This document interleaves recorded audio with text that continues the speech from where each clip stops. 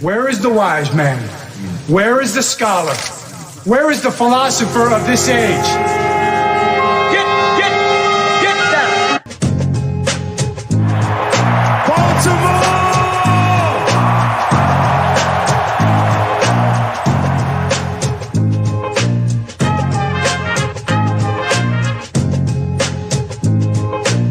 What are they getting? Everything out of me. They gonna get a Super Bowl out of me. Believe that. Believe that.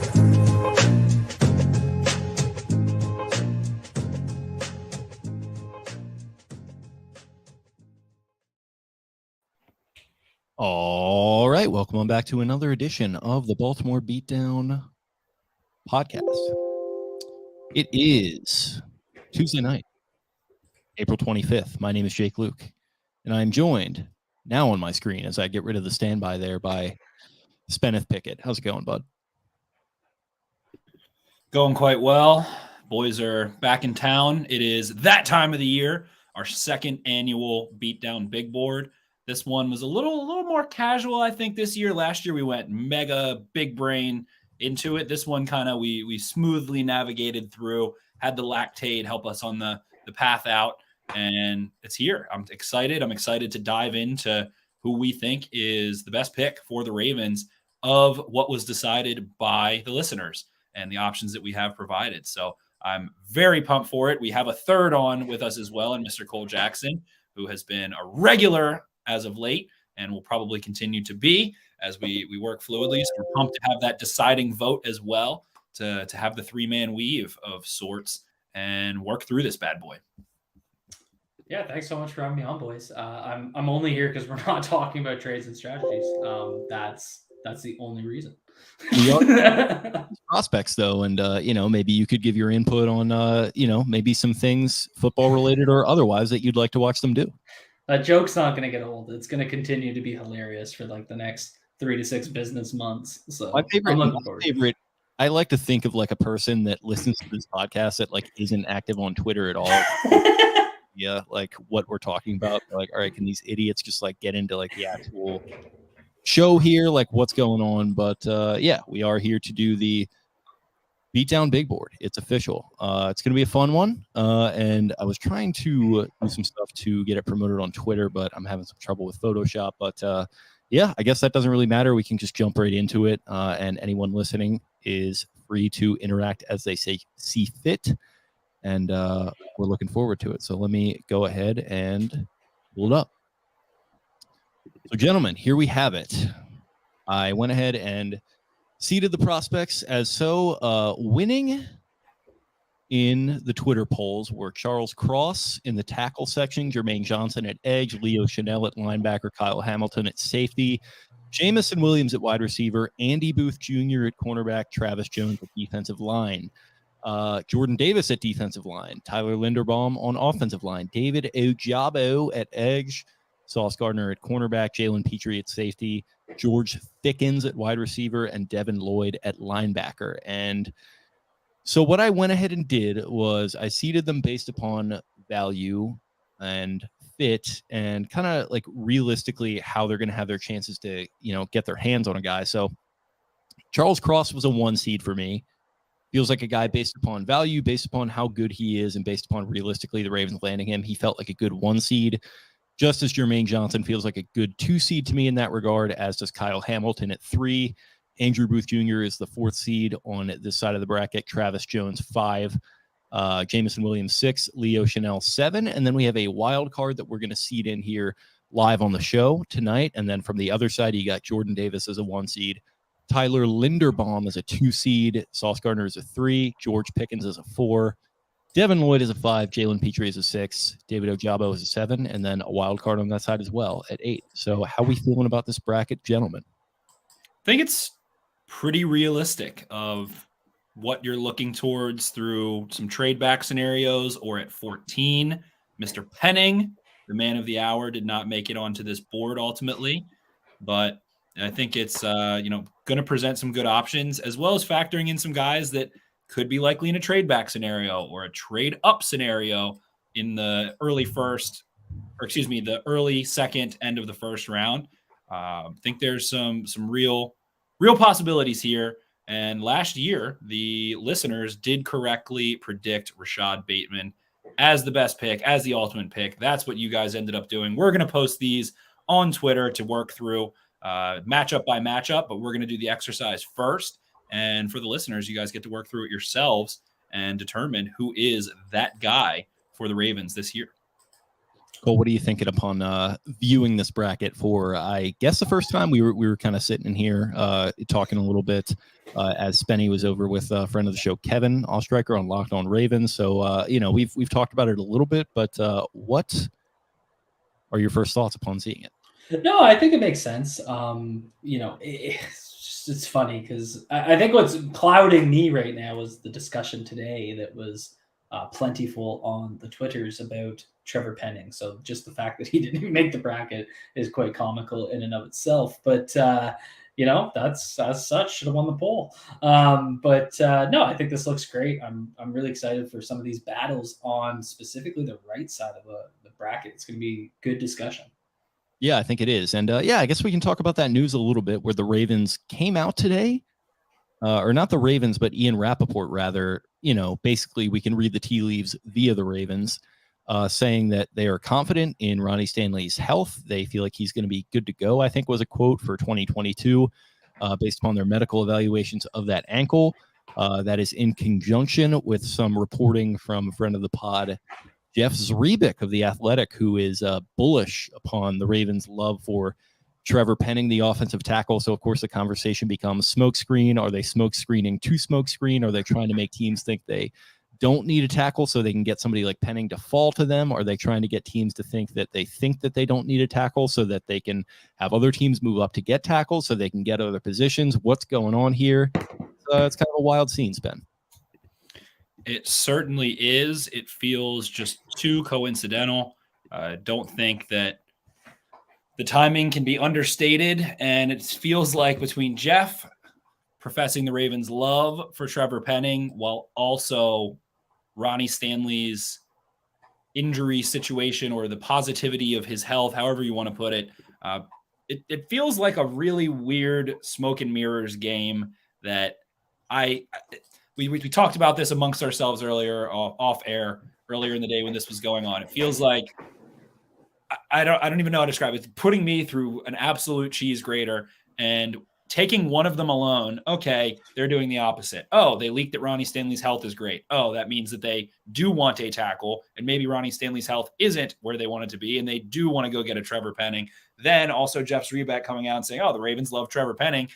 That to me says that they want someone to go trade up ahead of them and pick Trevor Penning as well. So again, smoke and mirrors. I feel like I'm in a fun house and I'm not sure what they're trying to do, but they are up to something ultimately. As well, fun house and all exits are negative. all exits lead to a door you do not want to go through. It could be. And as well connected as Jeff is and as legit as he is compared to some other people that try to break news in this area with high-pitched, whiny voices that annoy the shit out of me. Get used. I mean, people get used left and right. I mean, I was listening to Dan Patrick today a little bit, and he was like, listen, I got sources, and I've been burned before, and I still get burned to this day, and he's like one of the legends of the sports media industry. So it happens, and it could be that the Ravens are having Jeff put it out there, not through Jeff's own intention. It's not that he, has any agenda of his own. Maybe he's being told that and he's putting it out there and it's all being done for a purpose. So for all the people freaking out about Trevor Penning at 14 and already kind of consigning themselves to a fate that I don't think is this fate worse than death than some people are kind of claiming it to be, I'd say just settle down a little bit. And, like I always say, we don't know what's going to happen, but it's going to be fun to watch. So I guess that's that on that. Cole, did you have any thoughts on that? Did I kind of run over you there? The only thing that I would throw out there is, the only thing that surprised me is this team took a lot of flack for the handling of the situation to the point where Eric quite nobly, in my opinion, and quite transparently, despite being called, a liar, liar's luncheon, blah, blah, blah, came out and said, like, I messed it up and, we're not going to do that again. We're going to make sure, we have a good situation at tackle. So it all kind of seemed, but then again, you could just say, well, even if he's ready to go, they want to reinforce the position. He has some guard versatility, et cetera, et cetera, et cetera. So, I mean, who knows? But I was just surprised because it definitely seemed to give fans hope. But at the end of the day, maybe they just don't give a crap. Like, they don't really owe a whole lot of explanations to fans. So that's kind of where I stand there. Could be. Yeah. So I guess that's the news du jour. And I guess we can get right into the bracket. So we kind of already went through all the guys, but gentlemen, first we have to seed in the wild cards, the 8 seeds. So Spenny, to me, now that I'm looking at it, we were thinking about doing running back and tight end. And I feel like that is just going to get absolutely annihilated by Jordan Davis and Charles Cross. Yeah, definitely. So maybe we want to slot someone in that's a little bit more relevant. What are our thoughts there? Why not Trevor Penning? All right, for the sake of the exercise, let's throw Penning on one. Maybe let's do Penning versus Davis. Yep. Let's not. We're gonna. It's gonna be a quick discussion. We would rather have Charles Cross than Trevor Penning. I think. And let's not have positions face each other in the first round. And now the other one is a little bit more interesting. The players who stand out to me, I would say, are probably Karloftis for sake of exercises. Maybe Ebiketie. Maybe a Dax Hill or a Traylon Burks, or I don't know. Does anybody pop off to you guys in that midst?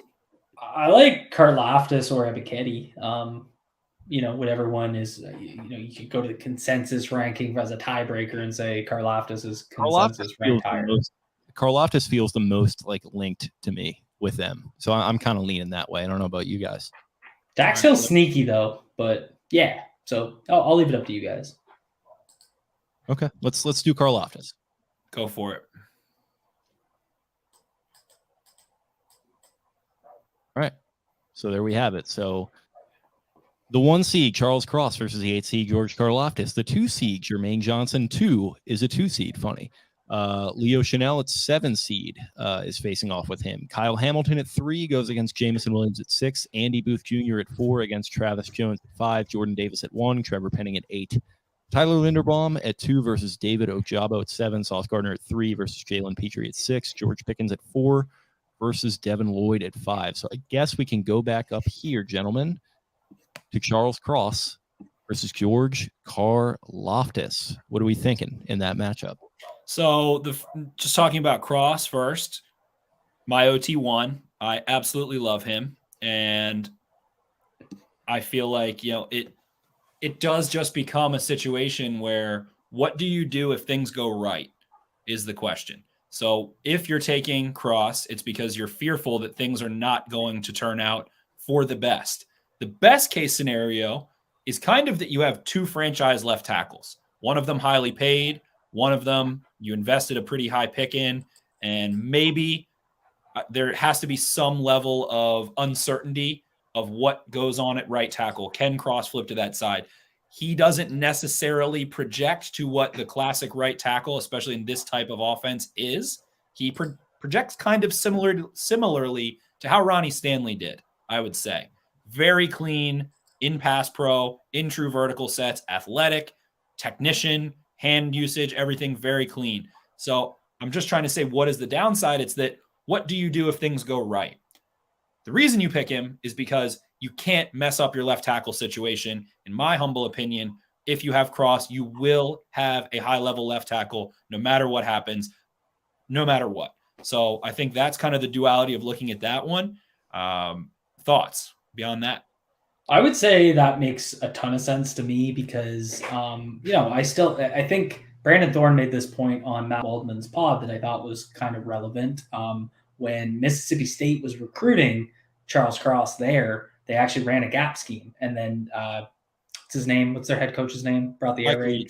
Mike Leach, sorry. Mike Leach brings the air raid, and obviously you adjust the scheme. So, I mean, there's never a situation where I see him run blocking where I'm like, oh, he's terrible, or he's a liability, or he's not moving guys. He's physical enough. He's more of a pusher than a mauler, but I've seen him finish guys. I've seen him he looked good enough. He moves really well. He moves like a basketball player, which is absolutely what you'd want there. So I think, he definitely could slide over and play some right tackle for you pending his, technique transitioning, blah, blah, blah. The big thing is, what do you do with Morgan Moses?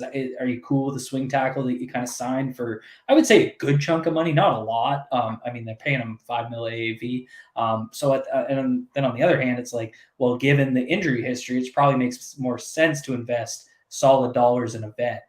And Morgan Moses was in this situation last year. He didn't start week 1. George Fant and Mekhi Becton did. He entered the game when Becton got hurt week 1. Fant kicked over to left tackle, and they continued on throughout the year. So I think in terms of Cross as a fit, he can come in, he can play some right tackle for you if Stanley's healthy. If not, Spenny nailed it. You got you got your left tackle. You're good to go. Yeah, and I think you guys summed it up pretty well. And I guess my only concern is that I think you probably are going to have to trade up at least a little bit, depending on how far he starts to fall, because it feels like he's kind of a lead pipe lock top 10 type guy. And even if he does start to fall, you got some teams that are going to be in the mix there for him and teams that might trade up in front of you. So I think you're going to have to trade up. And then maybe I'm just a little traumatized. I do worry about taking a guy with clear franchise left tackle ability and putting him at right tackle, and then him, maybe having a little bit of an egomaniac trip and saying I'm a left tackle and going somewhere else. So that's a little bit of a concern for me as well. If he doesn't wear a giant rabbit's tail to games, I don't know if that'll be an issue, but a rabbit's foot, whatever. But I don't know. It really is. I feel like, and I'm glad. I feel a little bit like, God, I can't think of the right word, but I feel vindicated. There we go. I was very early. I think Cross is my OT1. I think that the media narrative has caught up to that. I think people are overthinking him, overthinking Leach's offense. Cole made a great point where he comes from, all of those things.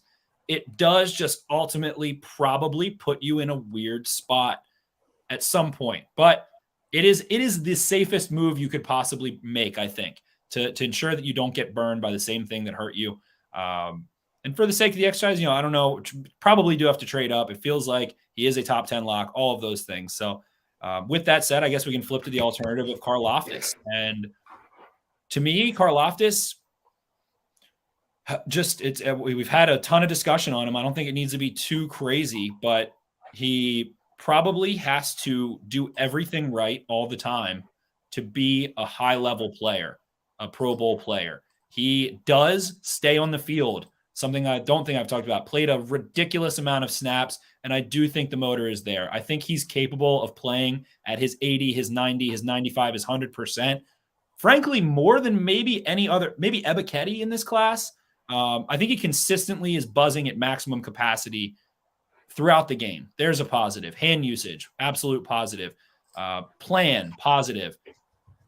Just feel like he is in a draft full of a lot of singles and doubles that are possible. You are hitting a single drafting him. You are hitting him, maybe a double drafting him. He's going to be able to get on the field quickly while he is still super young and is going to be able to work his way into pressure. Super smart. And again, the thing that keeps me from loving him is explosive pursuit speed on run plays to the perimeter, on situations where, a quarterback starts to open up and run away from him, especially in the NFL, especially playing, a Burrow and a Deshaun Watson now and a Mitch Trubisky and whoever else Pittsburgh factors in, and Josh Allen and Patrick Mahomes and all of those things. If he was just a little more of a hunter in space, I think I would be like, okay, I'm cool with that at 14. That's kind of the one weird thing that gives me trepidation. But of this class, I think you're getting someone that is going to find the field, is going to play, is going to give you pressure, is going to give you sacks, those things.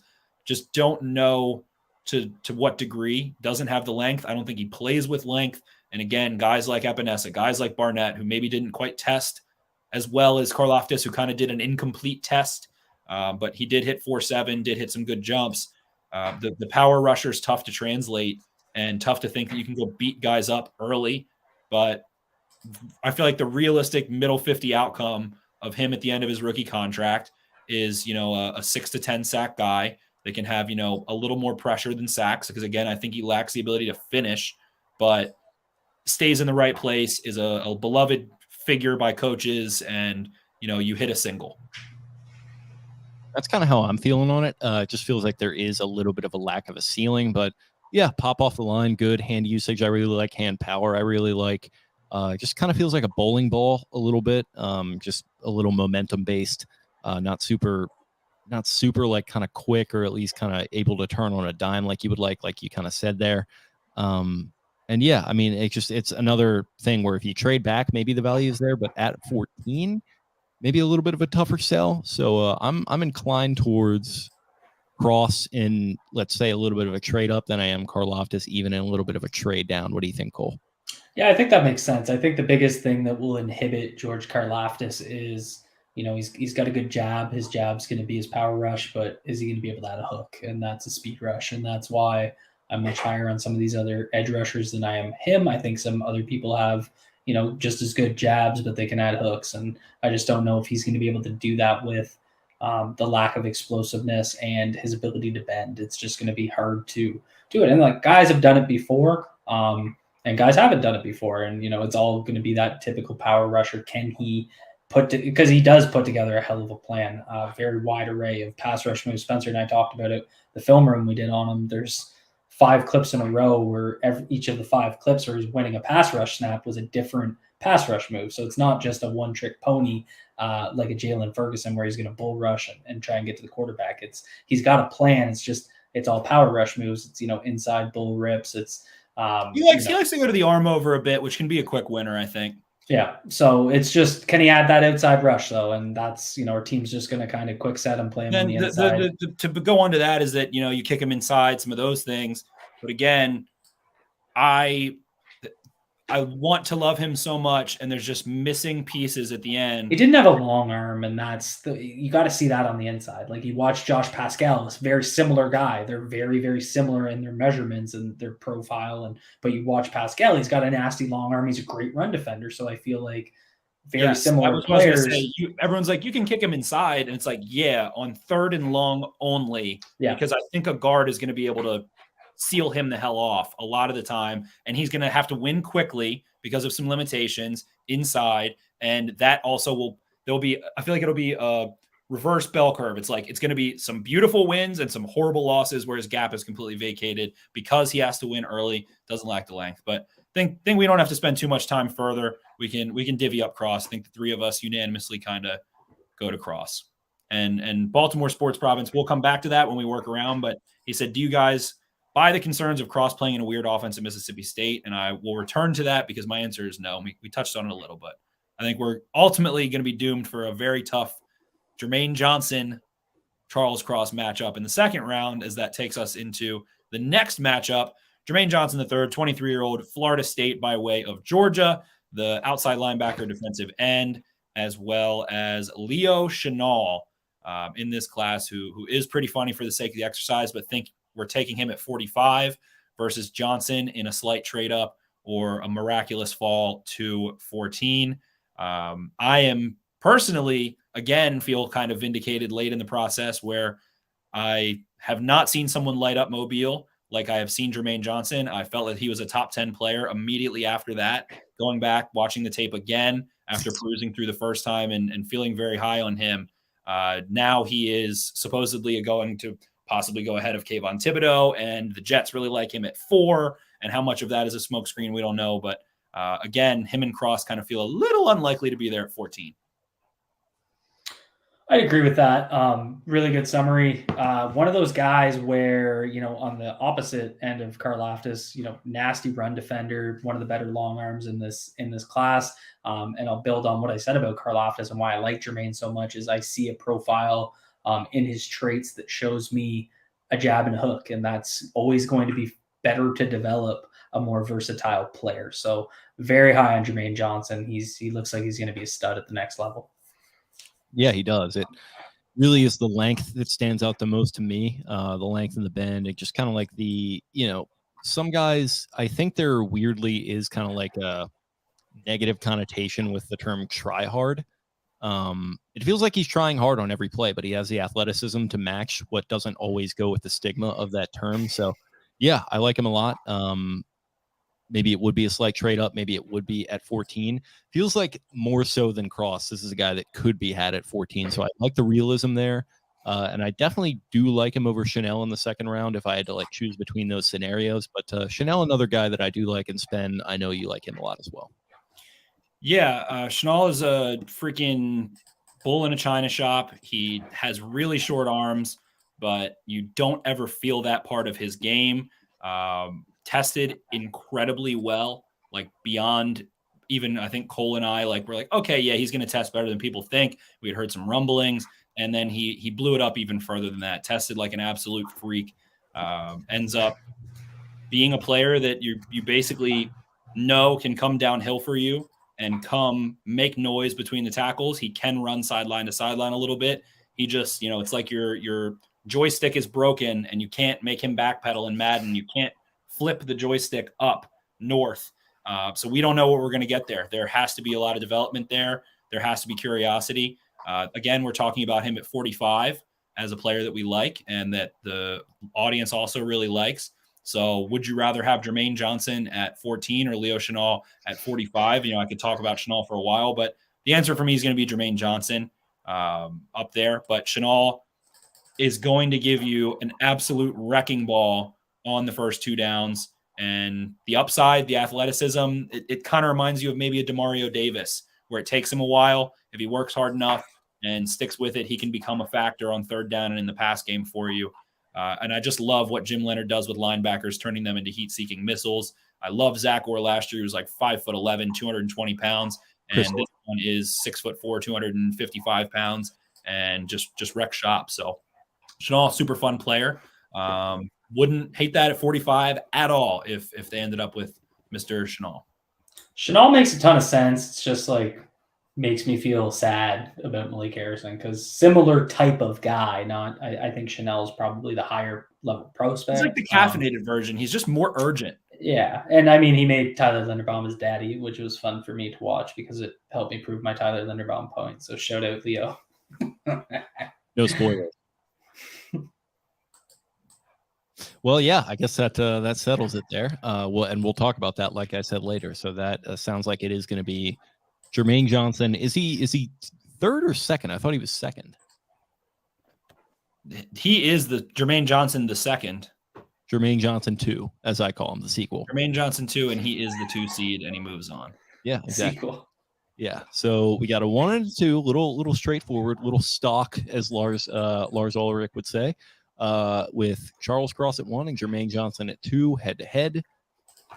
That moves us on to a little bit more of an intriguing one with 3 and 6, with Kyle Hamilton at 3, Jamison Williams at 6. What are your first thoughts on that one, Cole?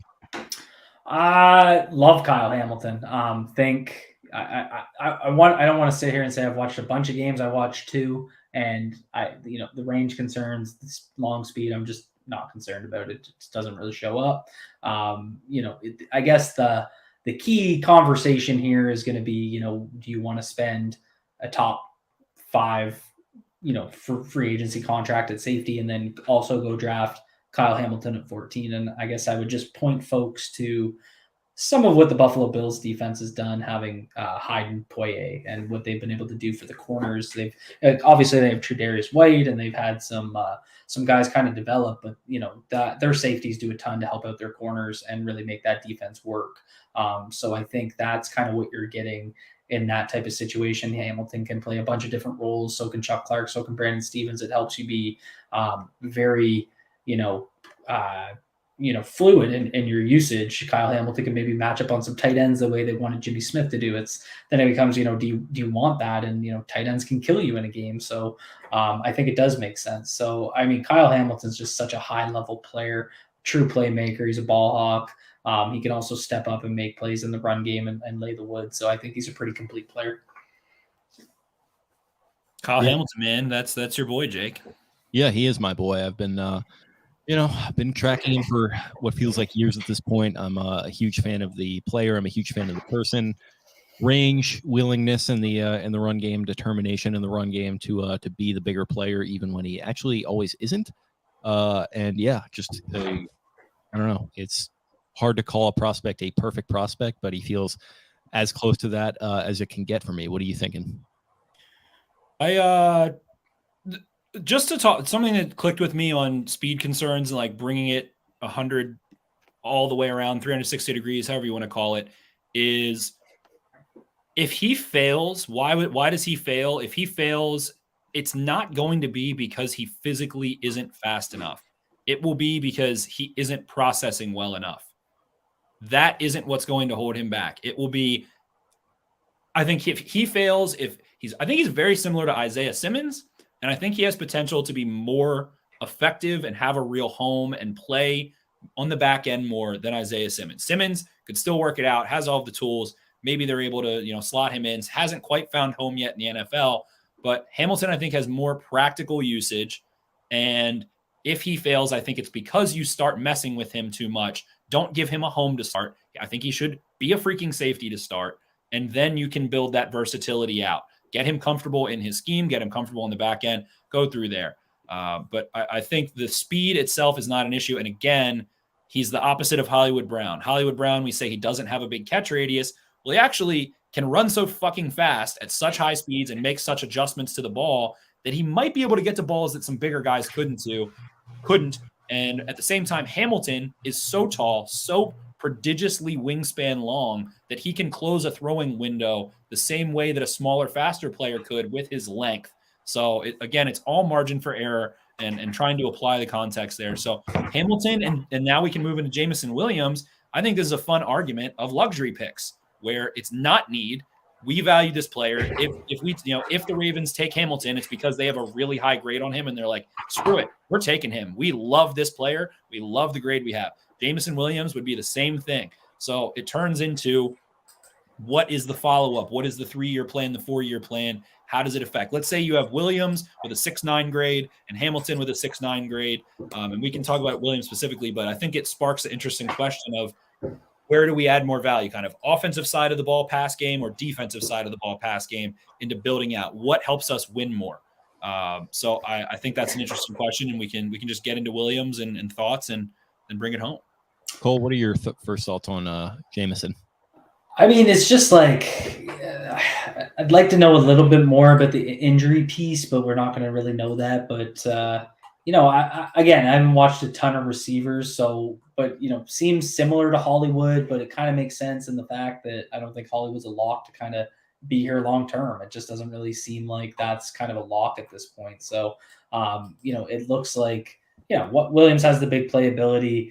We saw what the Ravens wanted to do at the start of last year before things kind of started going south with injuries and the offensive line falling apart, and they want to, and it makes sense in the way they're using levels concepts. It uses seams to kind of push the ball downfield, and they want to spread you horizontally with the run game and bring you up to the line of scrimmage. So more guys, this track field receiving group that EDC has tried to build, just another guy to add to it. So I guess the only concern I have with Jameson Williams is is it another Z slot type body that they kind of keep stacking? Is that kind of the skill set you want to add? Or is he so good that who the hell cares? They'll figure out a way to get him on the field.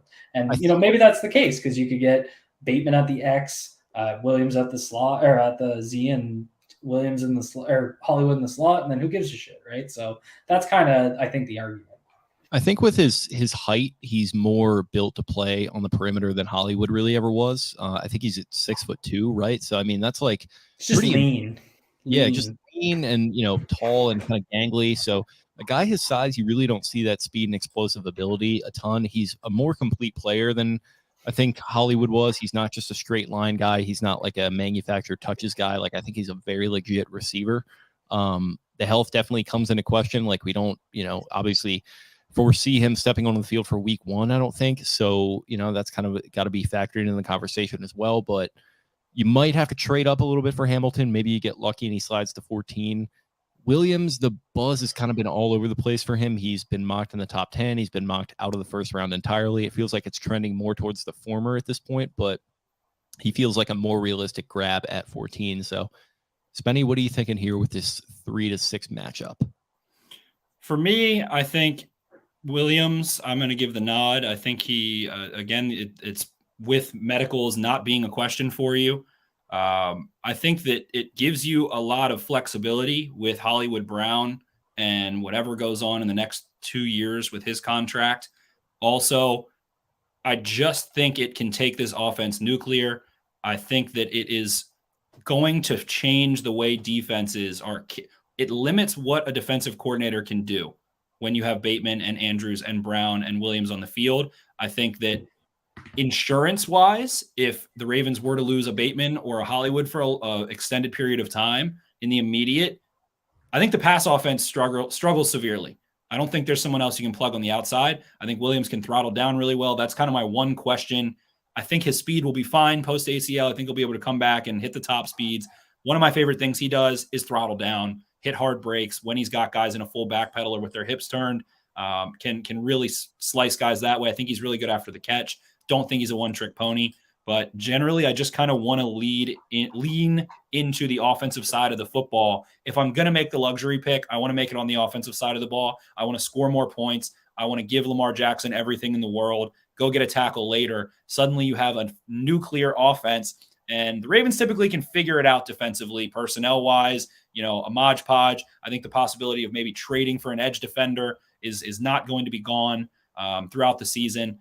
And still have some space to make moves, things of that nature. But do I want to go on the offensive side of the ball or defensive side of the ball with a luxury pick? To me, it's offensive side of the ball, which gives me the nod a little bit. And knowing that I do have Marcus Williams back there already, I do have Chuck Clark. What's the jump in play from Clark to Hamilton? Probably, maybe it's a good bit, a fair amount. But I think you're just really solidifying what Lamar has. And again, I do really like Williams. Olave is my receiver 1. Williams, my receiver 2, but I like Williams even more than Olave because of what he can do after the catch, what he can do vertically, and the element that he would bring in this Ravens offense would just be sadistic. And then the question is like, oh, well, what's Greg Roman good? But he'll probably outlast Greg Roman. I'm pretty confident Jameson Williams, if you draft him and he is healthy, which would be the reason you draft him because you're very confident he would be healthy. You brought in the dude from the Titans. They love drafting injured players that fall and rehabbing them. There's not pressure on him early, whatever. You guys get the point. Jameson Williams for me. But there's you two to vote on as well. Cole, what do you think? Well, I'm assuming you're taking Kyle Hamilton. So am I the tiebreaker? Yes. That's why I threw it to you. So I hate this because I see the logic with Jameson Williams, and I do think Hollywood Brown's future beyond the 5th-year option is not a guarantee. I don't think it's a guarantee. So it makes sense in that regard. And then you're kind of building that future core around Bateman and Jameson Williams. And I think that makes a ton of sense. But I just think Hamilton's a better player. And so that's where I'm going to put my spot and move Hamilton on. I just think he's got that. I think he's a top 5 player in this draft that's going to drop because of the positional value piece. And, I get the positional value piece. I really do. I think it's relevant, all this investment in safety, Brandon Stevens is safety, Ardarius Washington's safety.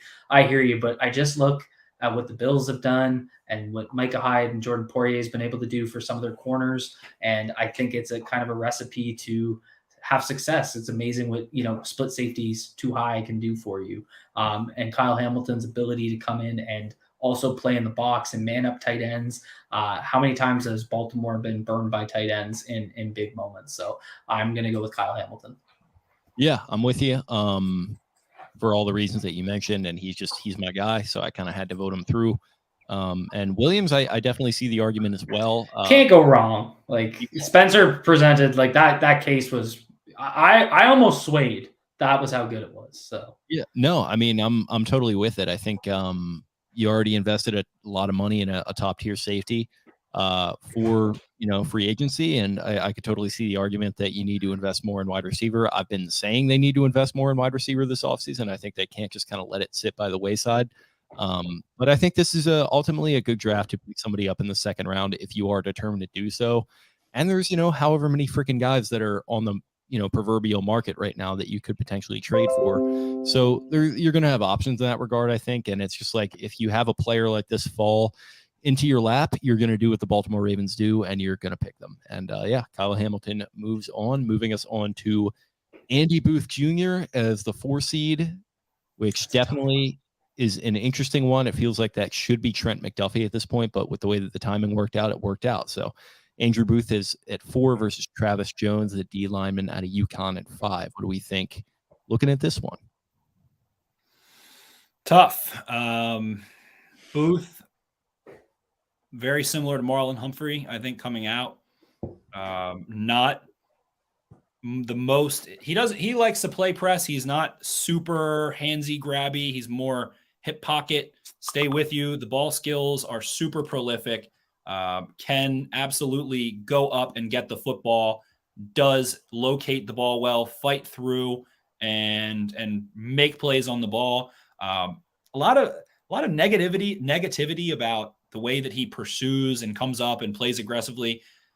He's an absolute dog. I think that leads to some missed tackles. I think you can live with them a lot of times. I think he makes some outstanding plays. And again, said it 500 times this draft cycle, will probably say it another 500 next draft cycle and the year after that and the year after that. But I would rather try to bring a guy back a little bit than have to try to get him to hit. It's easier when they have that natural propensity for violence. And I think you can get a little more control more easily in general. Nikhil here, we got an Outlook notification and a Slack. Yeah, we're a mess right now, but we're deep in the big board. So Booth, transitioning at times at the top of vertical routes, I think struggled a bit. But when you have other corners that you love, you can maybe, take him off of that vertical threat that you're worried about a little more. Like the player a lot, think he's gonna be a good corner. And, we didn't get any of the measurements or the thresholds or whatever, but I think he would have hit all of them. Elite 5. He's a 5-star. He would have 5 stars test well. If they have any success in college, 5 stars test well. I think he runs at least 4 4s. I think he jumps at least 38 plus, all that stuff. So like the player a lot. Think there's some concerns about what happens deep against some top-notch kind of route runners that have vertical speed, things like that. But like Booth a lot. And I love Travis Jones. He was a film room that I really wanted to do after the Senior Bowl, where he wrecked shit. He was just one of those guys that, in the one-on-ones, he's just tough to block when he's going to be able to just kind of forklift you, and he doesn't really have to read anything. So he's kind of a one-on-one hero in that regard.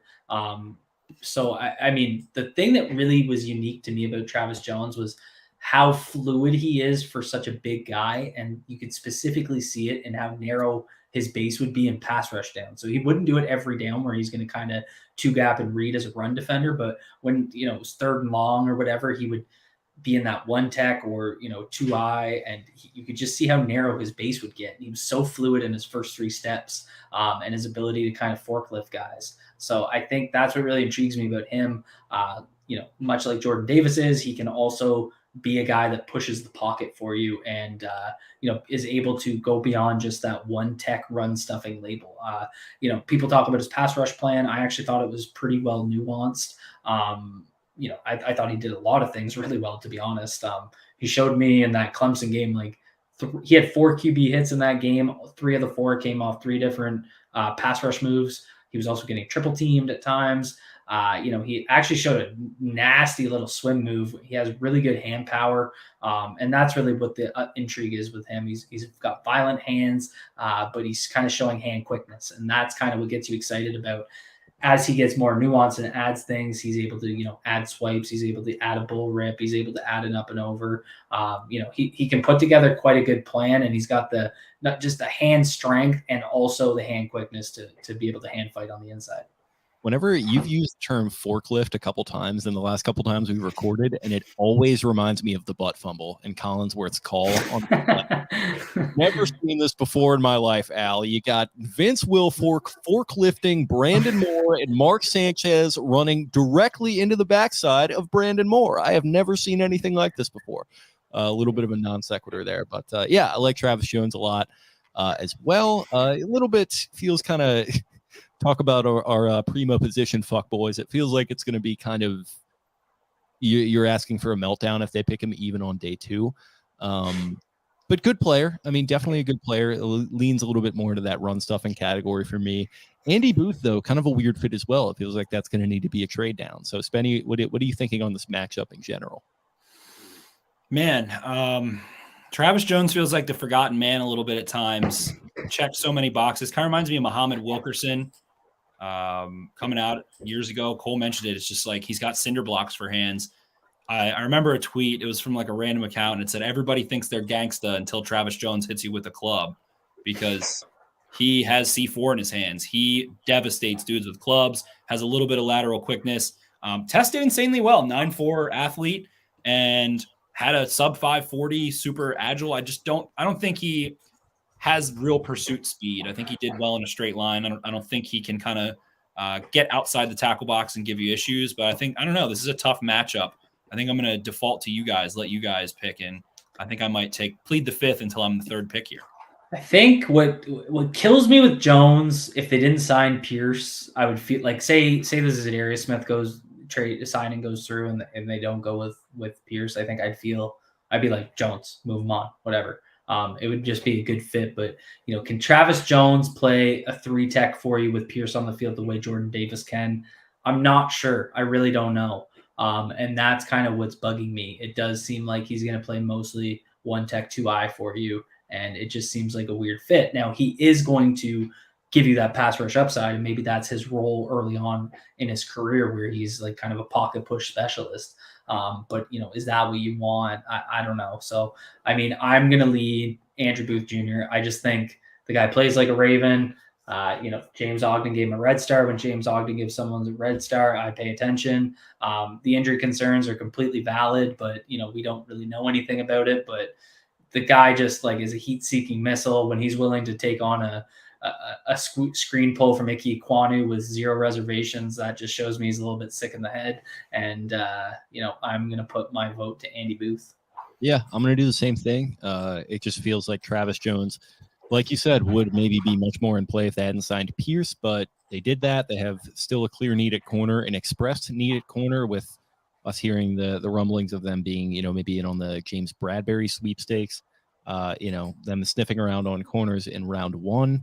I don't know if Booth is going to be a round 1 guy, but like, man, if you could trade up into top of round 2 and grab him, I would absolutely love that. So yeah, I like him as well for that pick there. Spenjamin, any thoughts on him going through there?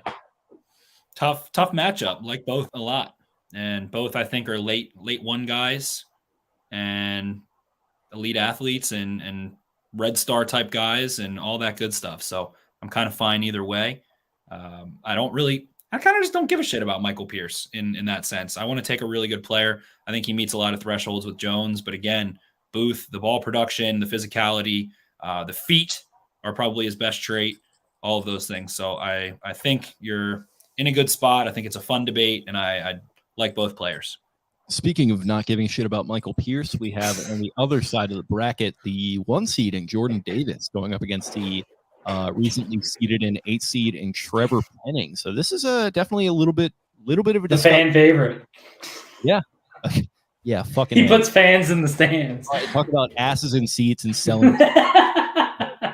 This is number 1 for me. Cole, what do you think? You're a hog mollies guy. You like the big heavies. He likes those big sweaty boys. He does. Yeah, Trevor Penning's tough for me.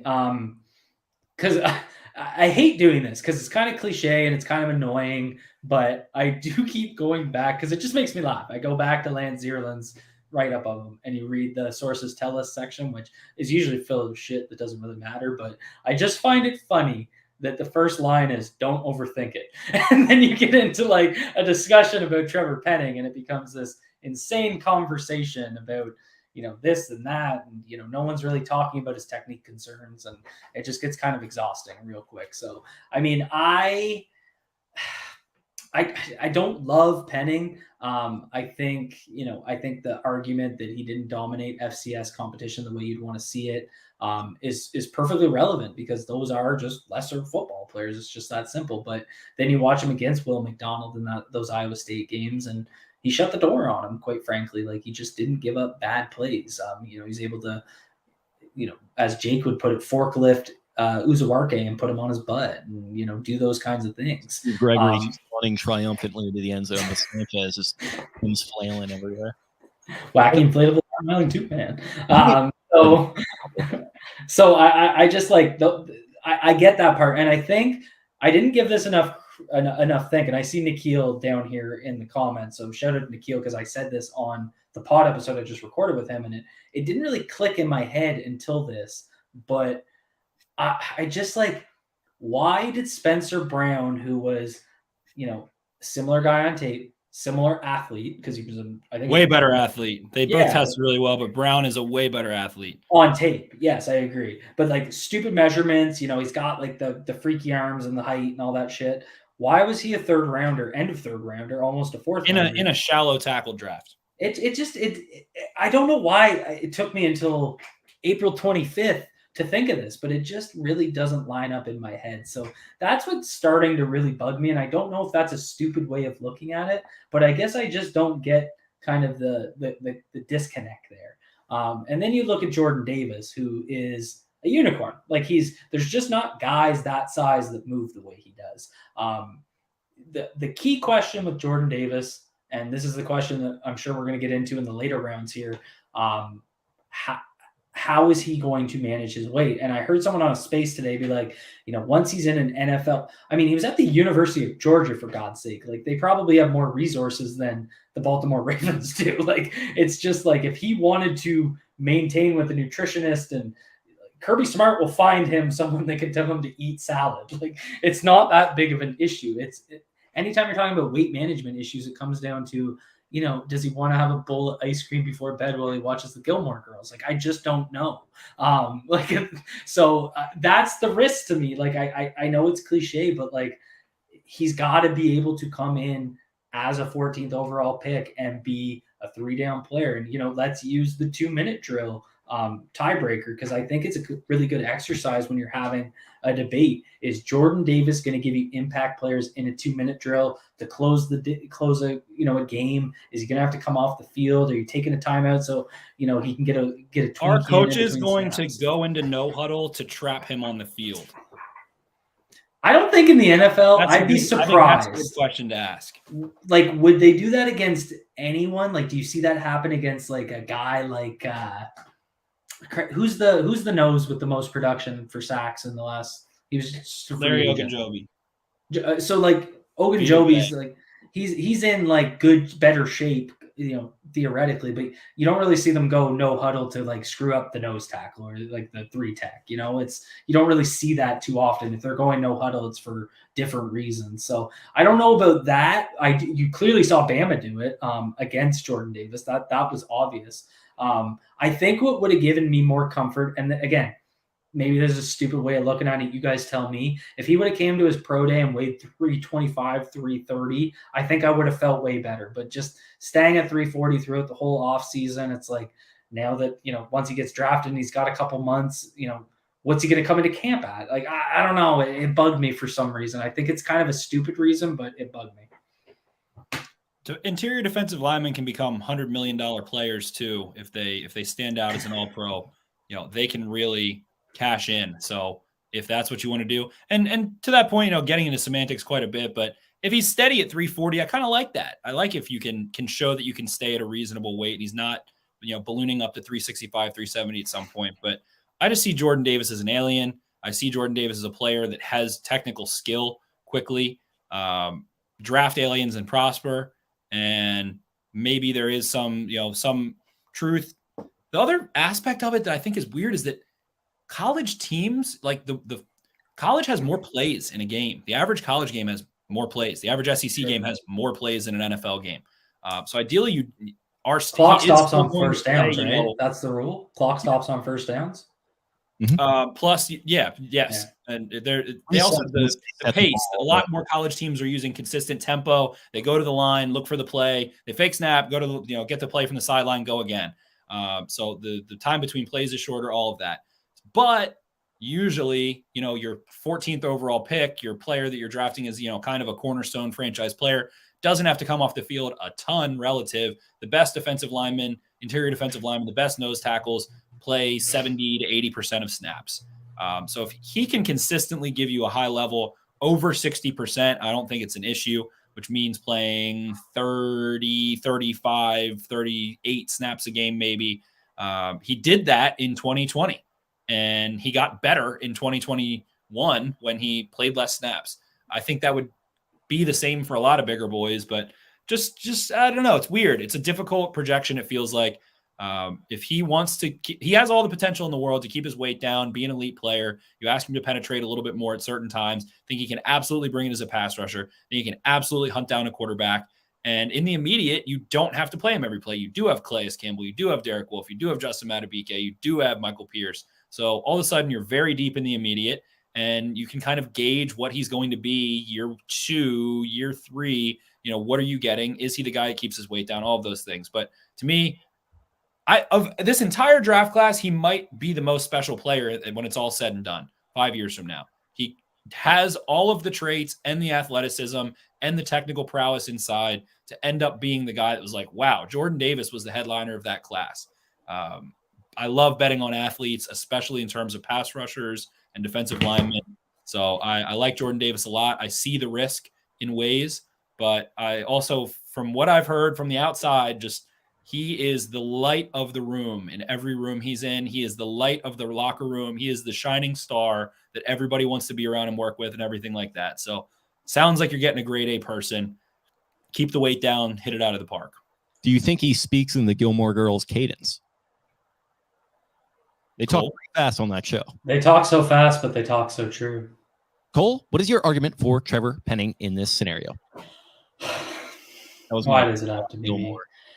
The Trevor Penning argument is the ultimate insurance at left tackle. It's, this is we don't want to end up in a situation like last year, so we're going to go draft a guy that we think, this is debatable, can start week 1 at left tackle if we need him, and if Stanley gets right, we can play him at guard, and vis-a-vis the conversation we had about Cross. He's your long-term right tackle.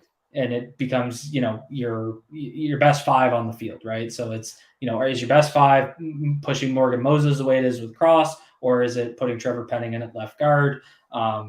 He played right guard in 2019. He does have leverage issues. That might be a problem, but, they would have done their due diligence on that issue. They would have worked out this scenario. So the argument is it's your ultimate insurance at the left tackle spot. They just want to make sure that they've checked that box. They've solved the issue. EDC vowed to, make sure they don't screw that up again. So they're going to take the highest rated tackle on their board at 14. And say it was a good case, but it's a case. So I guess it's voting time.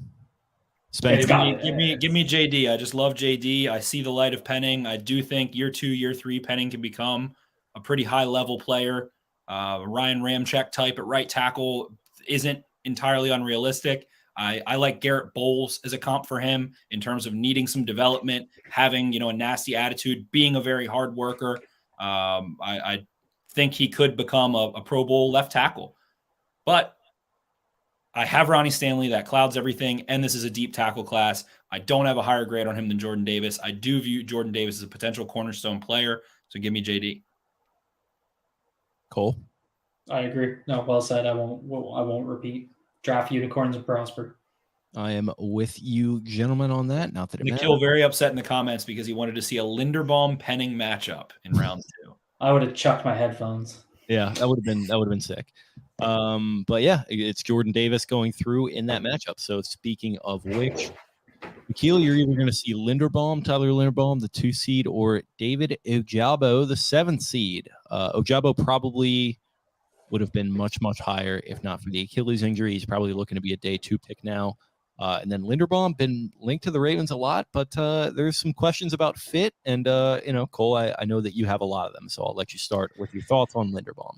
I want to refer to, because I think it was it had some nuggets in it that I had never thought about. So Brandon Thorne did that O-line preview episode with Matt Waldman that went super in depth, and so they talked about Linderbaum for a good chunk. And O-line Masterminds was founded by Duke and Lane Johnson, so Eagles right tackle. So he pulled this nugget from that kind of connection, and he said, that he's talking about, and I mean the most common comparison for Linderbaum is Jason Kelce. Which makes a ton of sense. Undersized, zone, elite run blocker that, is a good enough pass block, pretty good pass blocker. But he talked about how the Eagles scheme had to adjust to Kelce against bigger defensive linemen. So what they used to do is they would ask their tackles, which was Lane Johnson, Jason Peters, good guys to ask to do this, to play on islands a lot so that Brooks and whoever the right guard was could give help to Kelce on the inside, because just like Linderbaum, he's going to win with elite hand placement, a good punch, and leverage. And, he is very good in that regard in pass protection. But when you're 6'2", and I know he's beefed up to like 303, but how much was that him trying to check a box for the draft process? Is he going to play at 290 like he did at Iowa? Why wouldn't he? So, you're giving him help in the pass game, that you're kind of designing your scheme around that. He feels that the NFL team he ends up on, wherever it be, will probably do something similar where you're consistently giving help to him. And you hear O-line coaches say it all the time. You can hide a center, you can't hide a tackle. So that's kind of number one. And then number two, it just comes down to so that's the pass game. So it's like the pass game, he's going to fit just fine. He's going to play with great leverage. He's not going to get, bullied too much because he's a tough ass competitive kid.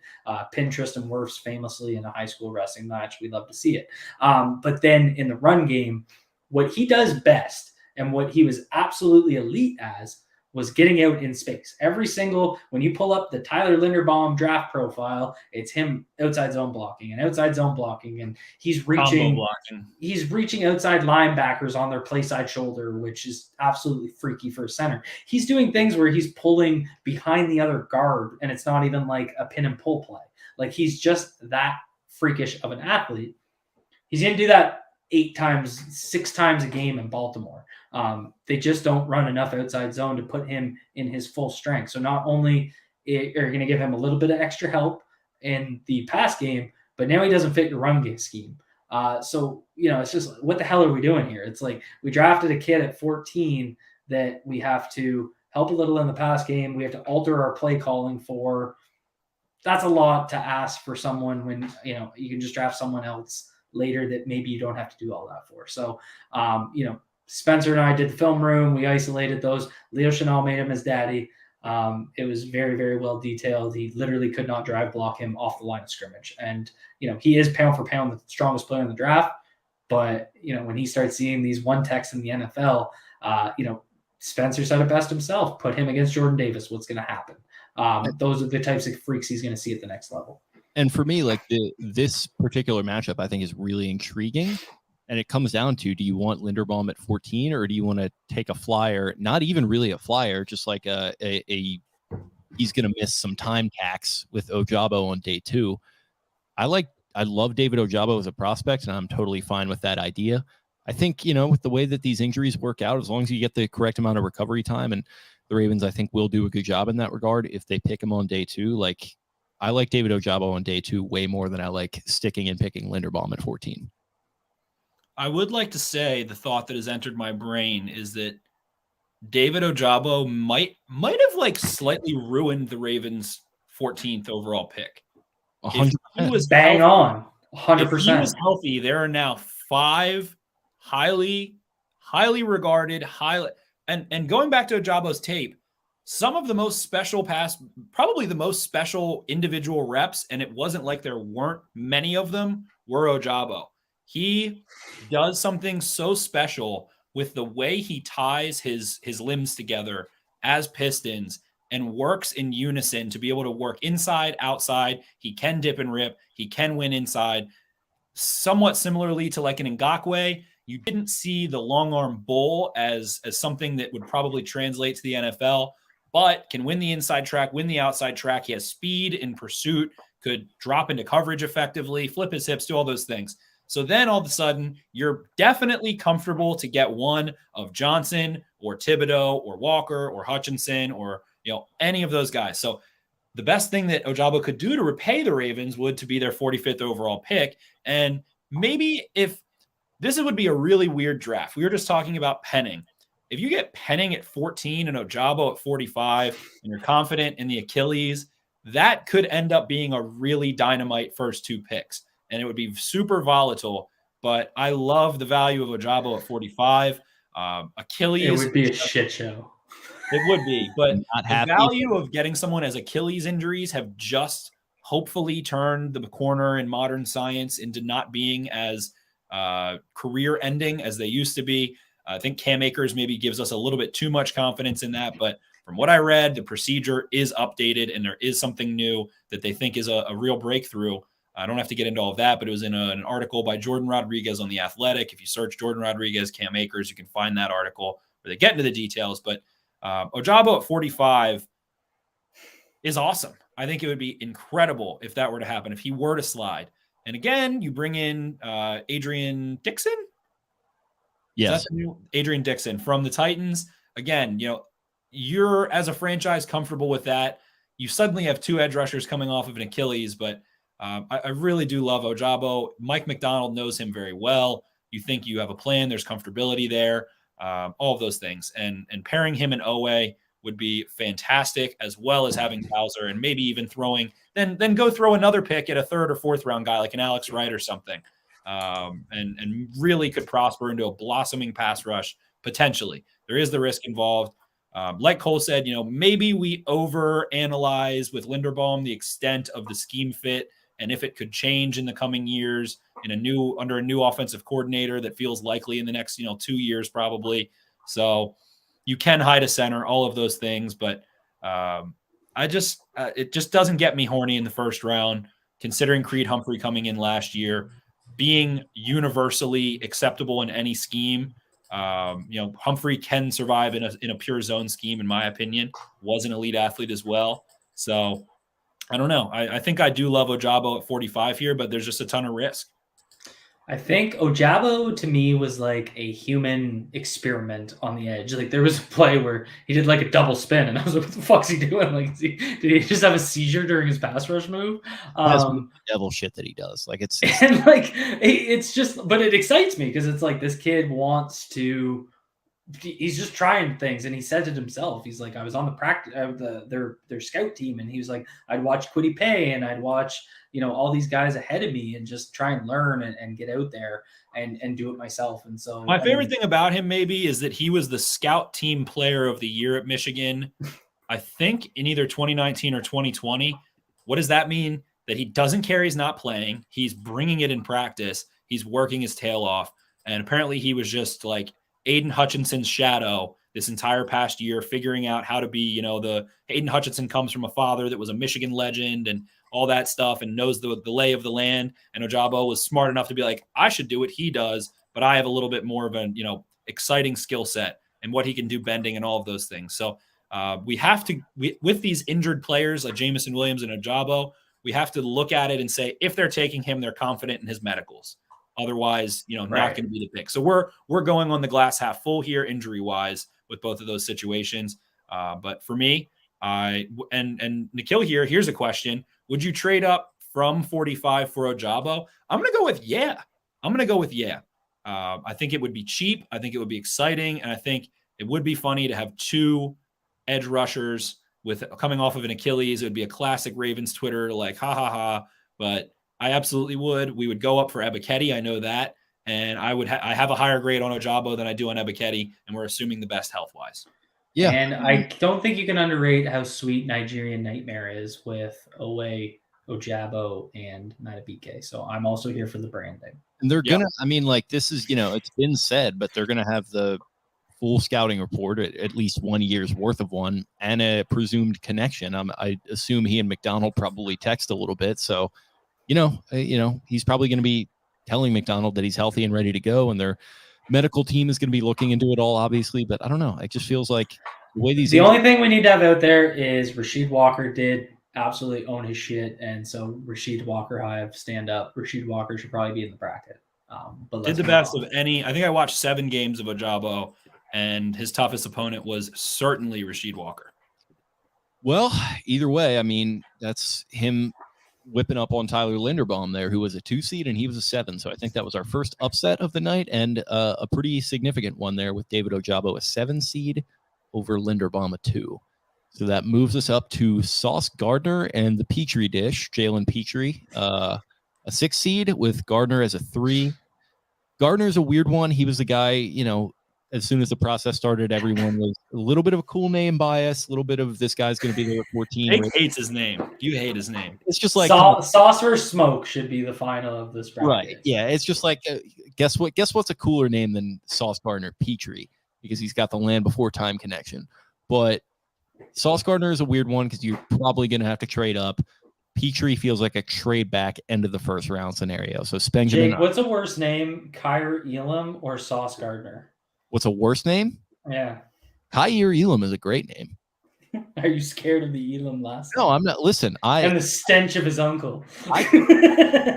New York Jets, who's going to pass on who was it? William Golston because of Vernon Golston. That's not me. What a joke. But Spen, you're a big Petrie guy, and I know you like Gardner, as well. But there are some value discussions to be had here. So the Ravens won't be getting Gardner at 14. Of anyone in this class, Johnson, I guess, Cross, Hamilton. I think he's the one that's least likely. I think it's a 0% chance that he's there at 14, barring a gas mask. So with Which that could in be mind, arranged. let's say what does it take to get Gardner? Probably your second round pick and a fourth round pick, I would say, to go get Gardner. So you are saying we are going to now have Marlon Humphrey and Sauce Gardner, and in the short term, at least we have Marcus Peters. We also have Brandon Stevens back there. We value Gardner. If there's a team that's horned up for Gardner in this league, maybe only second, maybe to the Seattle Seahawks, it's the Baltimore Ravens. He has insane length. He plays with an edge. He has ball skills. I think he's a weird tackler, but he kind of puts off he's kind of similar to Marcus Peters. He wants to smoke, but isn't like a good form tackler. Like he wants to run up and throw you on the ground, but it's weird. And he's really lanky, like a pterodactyl.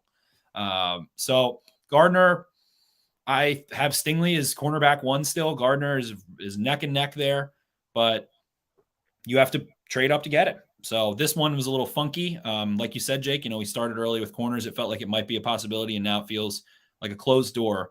But with Petrie, I've said it. We talked about it when we did the episode. It's like somewhere between Elijah Molden and Honey Badger, and that's going to be a damn good football player. And it could be at 45. It could be a trade back from 45. It could be a trade up from 76.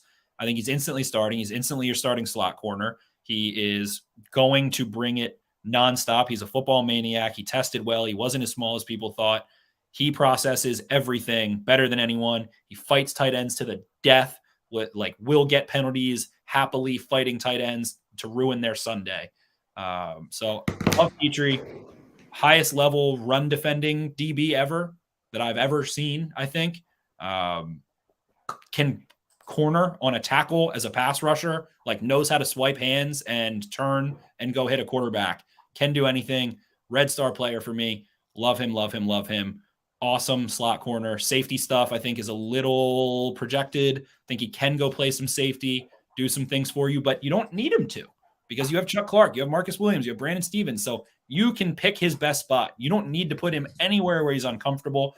I don't know that he's going to go be a man slot corner against a high-level slot receiver and be able to win in and out of a two-way go with routes. I don't know that that's his best usage. I think he's a little better against the running backs, tight ends, being in the box, blitzing, being a weapon more so. So I think his weak spot would be man coverage on jitterbug slot receivers. So love him in every other aspect, and I think he's going to be incredible value wherever he goes. I think 45 would be towards the beginning of where he goes.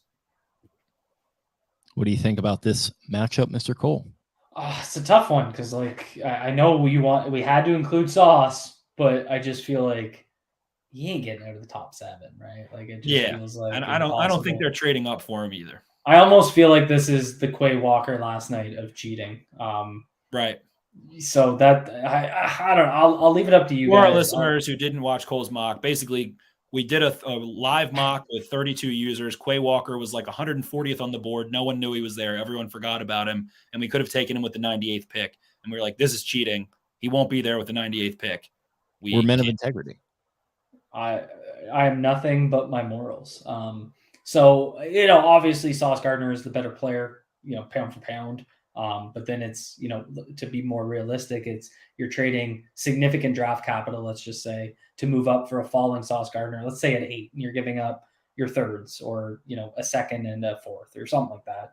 I feel like we honestly we should have replaced Sauce with Stingley in this bracket.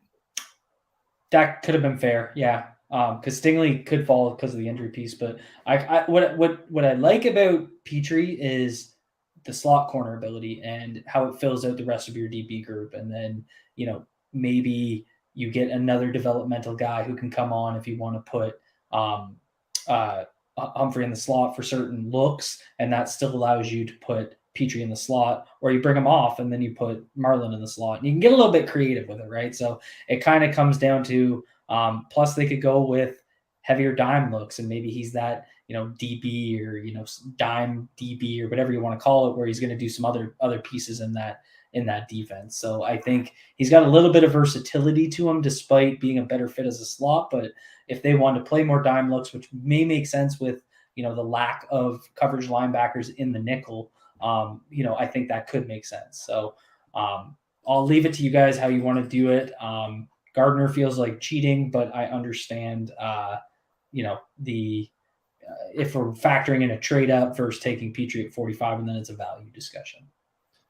Yeah, I don't know. I think like they could do it, but it just feels like the value isn't there for me. Like you can probably get a decent corner like a Petrie on a day 2 with a trade up, not necessarily him or one of these other like safety tweener types with a trade up from 45. I don't know. I just kind of feels like they've got the big long corner in Peters right now.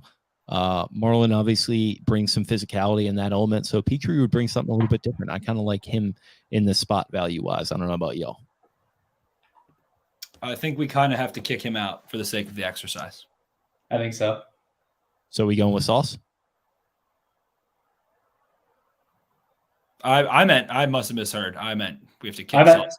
Yeah, I was kicking Sauce out. Yeah, 100%. Because we're men of integrity 2 days in a row, and that doesn't happen often. We are. I mean, listen, guys. We talked about this last night with Walker. Guys fall. He can fall. It's true. And who the hell knows? Because I mean, there are some concerns with Sauce. Like, it's not like I don't think he's as perfect as he's been presented by some folks in the draft community. He is a perfect fit for a team that loves press man. We'll give that. We might on the actual poll have to put Stingley in place of Sauce, because I feel like Sauce easily clicks through this. On that side, it could be. We'll figure it out. The people, a lot of the people that are voting on those things don't listen, because they'll be like, "Oh, you didn't include this person." It's like, no, dude, listen to the fucking podcast. We just talked about it. They're like, that's fine, like that's totally okay, but like at the same Sauce time, brings out the beast in Jake. Yeah, it's just like, come on, like I don't know. We don't have to get into it. Last matchup of the first round: George Pickens at 4 versus Devin Lloyd, the 5th seed. This is a kind of an interesting one. That's a tough one. I don't like it. I like it, but I don't. This I would say of the first round, this and the Booth Jones are probably the most fun exercises to have out. I think Hamilton Williams was good. I got to give that, because I that think one was too. Your summary of luxury on Oversty was a really good frame. So well done. Well, we're going there a little bit, but I feel like this is different because you're not taking Pickens at 14. We're going to call it 45 plus, meaning 45 or trade up. And Lloyd is like 50% taking him at 14, 50% you trade back and then take him. So whatever. And hey, some people have Pickens really high. Some people do have Pickens higher than Lloyd on their draft board. To me, I'm going to start with Lloyd. I am so intrigued by his versatility as a pass rusher and what he can do as a ninja with his hands and engaging with blockers as a pass rusher. I just don't love tampering with inside linebackers into hybrid roles when they're young in the NFL. I think it puts them into a gray area that leads to them not feeling super confident in their reads as an inside linebacker and not having enough technical development on the edge. I think Parsons was a 99th percentile athlete who came from a hybrid role and is the anomaly, not the norm. Lloyd, I would like Lloyd. He would be my linebacker 1 if he would take on blocks in the run game with better block deconstruction, with more pop in his hands. He can beat blockers. He does process well. I like Quay Walker as linebacker 1. in this class as things stand. Well, things stand the draft. So Quay Walker's my linebacker 1, but Lloyd, it also is tough for me because I feel like I've watched linebackers process the heavy 2-man concepts in college very well. And Lloyd might be the best to do that in the last couple of years in terms of diagnosing, clicking, and closing, a la Bobby Wagner. But it keeps not jumping to the NFL. I feel like I've been wrong on it over and over and over again, where Devin Bush, I thought was going to do it, and he didn't. And I thought Patrick Queen did it at a really high level at LSU, and the snaps weren't there, whatever. There's been a huge learning curve for him. Even Jordan Brooks, like all of these guys. And Lloyd might be the best. I just feel like I'm trying to train myself to be better or whatever. And so I think I'm going to take that with a grain of salt. I do like Lloyd a lot. I think he's a starting linebacker. I think he's a successful player. Processes well, can give you pass rush. Not the most thumping dude as a tackler or taking on blocks, but really just knows how to put himself in the right spot. Does a lot of things really well. I know Denard and Mike Crawford love him very much so, and I see a lot of those things. I just feel like he wasn't a 99th percentile athlete, and I'm worried about trying to put him in a hybrid role. I would like him to take on blocks better. Yeah, I don't know. You said it well, and I'm just not into an off-ball linebacker. So I'm just going to say it right now. I'm going to be voting for Pickens here.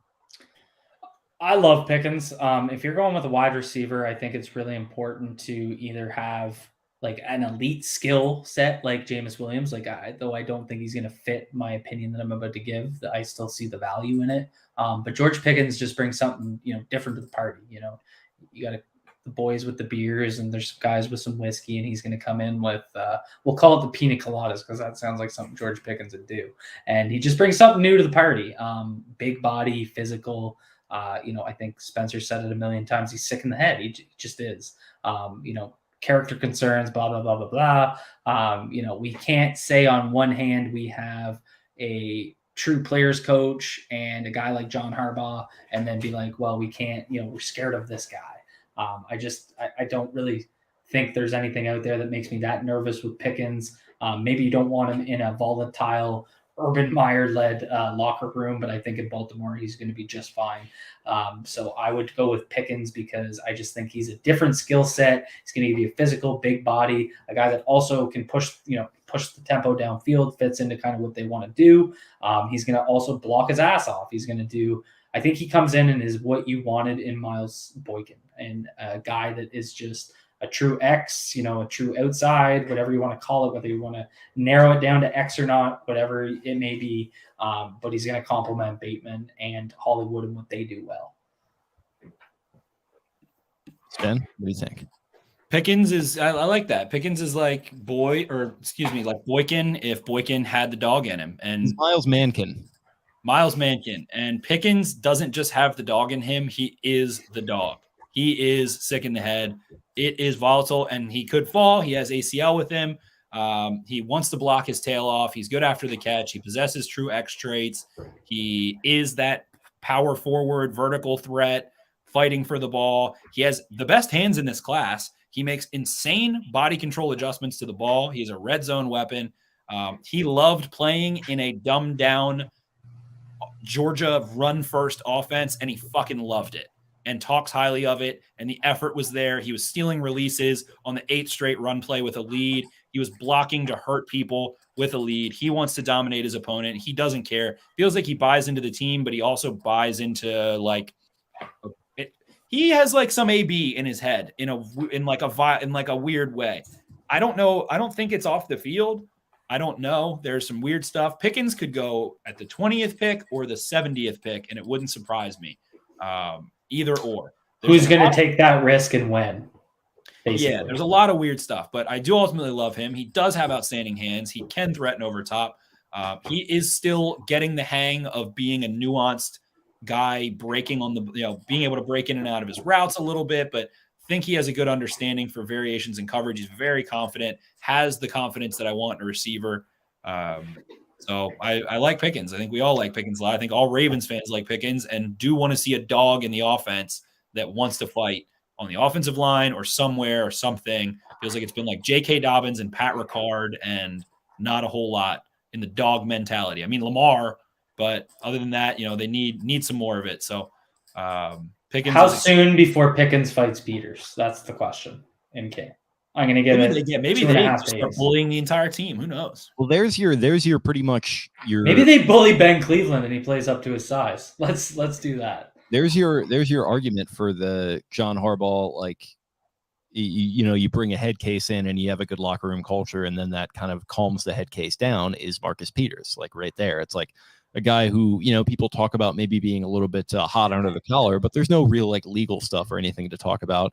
At least right. And like the Earl Thomas thing, and why, like, Earl Thomas wasn't a hothead like in his mentality. He just didn't give a fuck about anyone, including his teammates, including going as far as telling the corners, "You're on your fucking own." That's not really, like, a coach can't rein that in. That's just a guy being a fucking asshole. So I mean, it's like, again, you can't be like, we have this awesome players coach that is able to resonate, and then you hear Marcus Peters talk about Harbaugh, and you're like, that's what being a players coach means. He found something in Baltimore that was different than what he had previously, and he's had stability outside. As a fan, I want the sick in the head guy. If I'm, have to move my kids to a new school in another city, another state across the country with another team because I'm a scout or a GM or something, putting my name on it, I think it's a little different. But I think the fan base is very much thirsty for someone that wants to fight and fight, maybe more in the like fight to win sense than fist fight. But I mean, we could use a scrap here and there, 1 game suspension. I'm kind of willing to bet on a player that if they bust, if my biggest reason why a player busts is because they fight on the football field too often. I think that's like a good way to go out. Like, if someone's going to be a bust because they're too crazy in the head on the field, that's kind of fun. That's a fun way to strike out. Like, you're not striking out looking. You fucking struck out trying to hit a 500-foot grand slam in the bottom of the 9th in the ALCS. Shout out to that comment by Mark. It reminds me of the Steve Smith, Lardarius Webb. They get into a fight, and then Steve Smith buys Lardarius Webb Dunkin' Donuts hash browns the next day. It feels like it could be that type of situation between these two clowns. So it feels like Pickens going through there over Lloyd. Do you guys agree? Let's do it. Okay. I'm sticking with Pickens. For the content. Mainly, like, it's partially for the content, but I really do like the player. Yeah, I like I said, Lloyd, great player. Just, count me out on the off-ball linebackers highly in this class. Okay, so we've gone through all the players at this point. It kind of comes down to, with these next rounds, value and fit in that extent. So we've got Charles Cross as a 1 versus Jermaine Johnson as a 2. And that's a pretty heavyweight matchup there. What are we thinking, boys? I think this whole board right now, I want to go through the whole board real quick, just 10 seconds. Charles Cross, Jermaine Johnson, love that matchup. Hamilton Booth, I think, is a fun matchup. Davis versus round 2 at Ojabo is fun. Pickens and Petrie is kind of like, not great, kind of shitty. Whoever wins that is going to lose. But like these first 3 a lot. But yeah. Charles Cross, Jermaine Johnson, that's like, this is my own personal double red star. These are my 2 of the top of the draft guys that I really love. It's Cross, it's Johnson. I've been on them. I've stayed on them. I've rewatched. I've never felt bad about them this entire process. Nothing has made me question either. And both of them might be slightly unattainable. So I think this is a really fun matchup to start with. And it's tough. Both classes, tackle, it feels like you can find some tackles, 2nd, 3rd round. Edge rusher, you feel like you can find some edge rusher, 2nd, 3rd round. There's like a little bit of a question with both that we kind of work through a little bit of like, oh, he played in an air raid offense, or Johnson is a little older and couldn't get playing time at Georgia, or, didn't have high pass rush win rate, whatever. There's a couple narratives out there on each. Man, I think it's really tough. I think I view Cross as a potential top pass protector in the entire NFL. Being a top, like, I think there is a realistic possibility of him being a top 3 pass protecting left tackle for a long time in the NFL. I think he's that damn good. Johnson, who I do absolutely love, view him as more of a really freaking good, solid player who never is an all-pro. I just really like him to come in, play quickly, always be good, and provide instant value nonstop. So between kind of where I view the players and what they become, I think Cross is better and ultimately becomes a better player in the scope of their peers relative to the position. Johnson has a little bit of like discount Myles Garrett to him, I think, in some ways. A little undersized. I love what he can do as a run defender, being able to long arm in what the Ravens have classically wanted. Having Owe and Johnson as your bookends for a long time is a nightmare to run the ball to the outside against. They will make plays inside. You can't pick on either one of them to the sideline. Owe can do some more interesting things in space, I think, but Johnson can too. So I think those are sick, nasty. Bowser then becomes a toy a little bit more, in my opinion. You can bank on his versatile skill set more so, not ask Owe or Johnson to be super versatile. Very interesting. I think that the marriage of the best outcome of Johnson being a Pro Bowl but not all-pro player is awesome for this defense, for the foundation of the Ravens moving forward. And again, it comes back to the best case scenario kind of isn't ideal with Cross, where it's Ronnie Stanley's fine. Cross and Stanley both don't really profile as a right tackle. It's weird. So I think this is a weird matchup, but a very fun one. Feels like to me, you're more realistically sticking and picking with Johnson at 14, and it feels like Charles Cross is going to have to be a trade up. I think they both fill pretty much equal needs, and if not, it might be a little bit of a weirder fit with Cross, with Stanley's health allegedly checking out and Morgan Moses coming into the picture. I kind of like Johnson here. Cole, what do you think? So I'm the tiebreaker. Oh, I hate this. Really well laid out cases. Again, I can see the path to both. It's kind of, are you paying your ultimate insurance, but a guy that's also going to fit versus, someone that's going to come in and be an impact player on the defensive side of the ball. Because I think he's day one ready, which is good. Because I guess anyone that excels in run defense is going to be day one ready. I really feel like Owe could do a little bit more stand-up Sam stuff that you kind of saw Ojabo do in their in that Michigan defense, where Jermaine Johnson's kind of hand in the dirt doing the Hutchinson role a bit more. So I see the argument for both, and you would expect me to go with Charles Cross, but I'm actually going to go with Jermaine Johnson and move him on. I just think I think I can get a tackle later that I feel better about, and I'm just not going to feel the same about the edge rusher, and that's kind of what bugs me. But again, I don't think you can go wrong either way. Both make such clear sense to me. The O-line boy turns his back on his kind. That's wild. If his name was Rasheed Walker, I would have went with Rasheed Walker. So, okay. Well, Jermaine Johnson goes through as a 2 over a 1, so there's another upset as we move on to Kyle Hamilton, a 3 versus Andy Booth Jr., the 4. This is an interesting one. Benjamin, what do you think? Man, wow. I think this is a really peculiar matchup. I kind of am at a loss for words. Hamilton coming in might not really make you win more games. I don't know. I kind of think I just want to go with Booth for the fact that he is a cornerback. I'm not trading up for Hamilton. I don't want to move for Hamilton. Hamilton's BPA 14. Everyone else went. Hamilton's there. Fine, we take him. Twist my arm. Booth, probably a little bit more of a trade down scenario, but with Marcus Williams coming in, I just think it's like, how, even if Hamilton's really good, how many safeties do I have? How many corners do I have? I still am going to need a corner. I'm probably going to have to draft or acquire a corner next year. The James Bradbury factor is interesting. I don't know, man. This one's kind of tough for me. I'll go point. Man, I'll go point Andrew Booth. I'll go with the corner here, and I'll say that it's just because I think he doesn't have to be a corner one. You've already paid your $100 million corner. You're never going to need Booth to be alone to elevate your entire secondary. But I would love to have him if Marlon can't play, or if I need to move on from Marcus Peters, whatever happens. I think you're getting some security. I think he's developmental. I think he's super young still. Pressure's not on him. And again, it really just feels like deja vu of what happened with Marlon Humphrey in, what was that, 2017 draft, where you don't have to have a corner in the first round, but man, it probably ends up being a really good idea.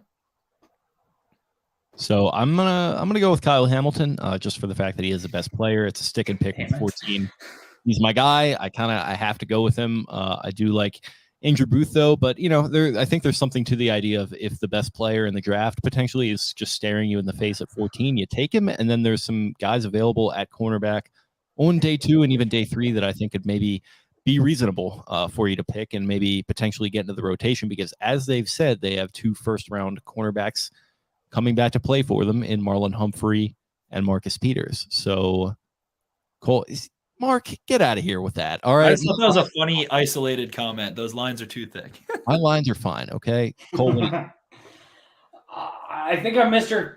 Disagree with Spencer today. I just think, and I love Andy, and I love the nickname Andy.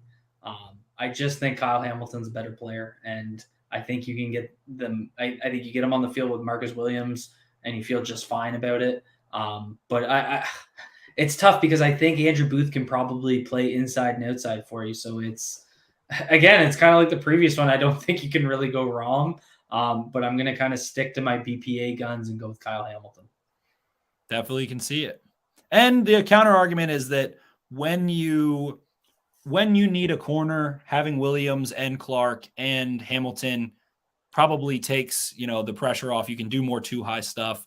Am I giving too much credit to the Bills in my mind right now? Because I think I am. I think they poisoned me. The peculiar part to me about it is that I think you sign Williams to not play too high as much. Probably. That's fair. So I think this was a very messy one, but I don't think you can really go too wrong here. Other side of the bracket, we have Jordan Davis as a 1 versus David Ojabo as a 7. This one's really intriguing to me. I think there's some risk associated with both players. Again, we're assuming the best. We're assuming Ojabo maybe can't contribute a ton as a rookie. If he can contribute, it's for the playoffs, and still then he's playing his first games of his career this year. So an effective red shirt. You can double dip, go get an edge that you feel like can play, very much so. But then Jordan Davis, again, positional value. Do you view him as a run stuffer? Can he stay on the field? All of those things we previously mentioned. This is a really tough one. I think, man, if we're going to go glass half full, actually, for the sake of the exercise, I'm going Jordan Davis here. I'm going Jordan Davis just for the sake of the exercise, how I want it to play out. I don't want to be annoying, but I am curious. What would you have done if Ojabo was healthy? I'm just curious. Man, maybe they wouldn't have been seated this way, but I would have went Ojabo if he didn't tear his Achilles. I think I would probably have Ojabo like. I would probably have Ojabo like that. This is why it's weird, because again, if he is healthy, I'm still like, okay, well, he's going to be a DPR a little bit. We've got some work to do against the run. We've got some stuff to do, but still, you're going to get some high quality pass rushing reps out of him. I might, if healthy, go Ojabo, but I think I still like he might end up being edge 5 for me still. So I think I would rather have, DT1 than edge 5 here, and would be curious to see. Ojabo's testing wasn't insane. I think his length wasn't quite as insane. So I don't know. It's tough. I don't know, man. I'm good with JD too. I like that. Okay. So Jordan Davis goes through then. I would have voted for Ojabo in the second round, because I just like the idea of getting maybe a little bit more of a valuable position. If the board falls that way, you never know. I mean, I'd still like Jordan Davis in certain scenarios at 14, but I would like the idea of something a little bit more splashy, and then Ojabo on day 2. But Jordan Davis goes through as the 1 seed, and he will be facing off against the winner of Jalen Petrie as a 6 versus George Pickens as a 4. Gentlemen, what do we think? I think I'm going to go Pickens, second round Pickens. Just think X receiver, slot corner. Petrie could be an excellent slot corner, and I'd rather have maybe a good X receiver. And again, I kind of just want to lean offense in this little bit of luxury. It's just that I don't think if Petrie could play some outside corner, I think I would easily go in that sense. He, again, also might be going a lot higher if that were the case. So I think I want to lead in Pickens here, but I would love to have Petrie on my team. I don't know. Either way, Jordan Davis is about to eat them, so it doesn't matter.